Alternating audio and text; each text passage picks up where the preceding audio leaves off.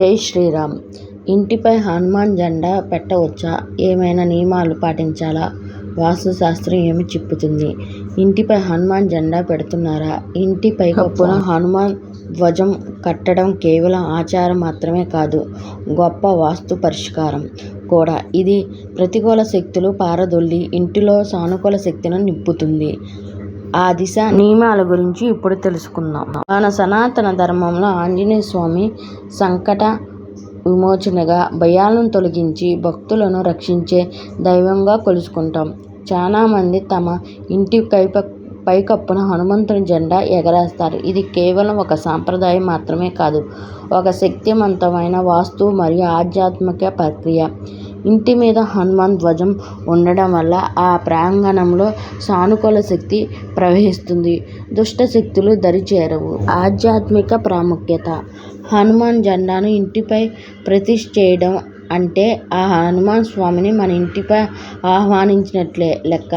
జెండా ఎక్కడైతే ఎగురవేస్తామో అక్కడ దుష్ట శక్తులు, కంటి దృష్టి లేదా ప్రతికూల శక్తులు ప్రవహించవు అని ఆధ్యాత్మిక పండితులు సూచిస్తున్నారు.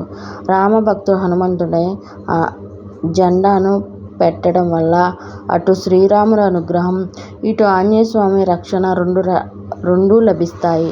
అదే కుటుంబ సభ్యులు ధైర్యాన్ని, ఆత్మవిశ్వాసాన్ని నింపుతుంది. ఇంటిపై ఈ జెండా వల్ల కలిగే ప్రయోజనాలు.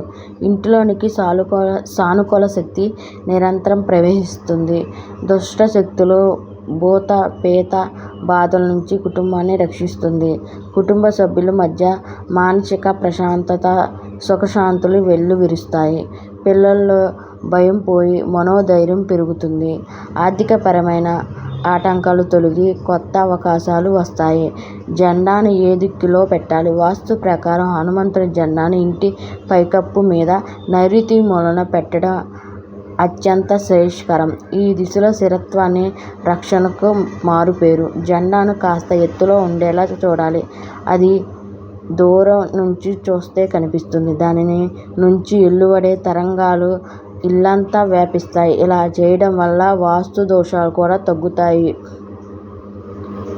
రంగులు, ఆకారం. హనుమంతునికి ఇష్టమైన కాషాయం లేదా ఎరుపు రంగు జెండాను ఎంచుకోండి. శుభ్రమైనది కాషాయ రంగు త్యాగానికి, భక్తికి, శక్తికి నిదర్శనం. ఈ జెండా మీద ఆంజనేయ స్వామి ముఖం లేదా గద పట్టుకుని పూర్తి చిత్రం ఉన్నట్టు విశిష్ట ఫలితం ఇస్తుంది. శాస్త్రం ప్రకారం 2 త్రిభుజాలు కలిసినట్లుగా ఉండే జెండా శ్రేష్టమైనది.